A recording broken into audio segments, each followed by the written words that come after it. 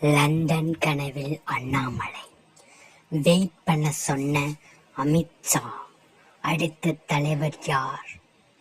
விரிவாக காண்போம்.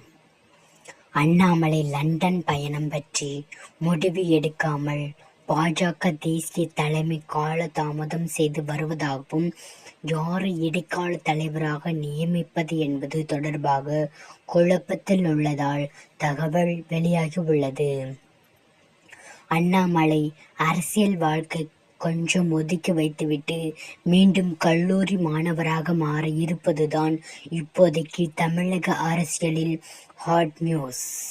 சர்வதேச அரசியல் பற்றி படிப்பதற்காக இந்தியாவில் உள்ள 12 அரசியல் தலைவர்களுக்கு லண்டனில் உள்ள ஆக்ஸ்போர்டு பல்கலைக்கழகத்திலிருந்து அழைப்பு விடுக்கப்பட்டுள்ளதாக சொல்லப்படுகிறது. அதில் ஒருவராக அண்ணாமலை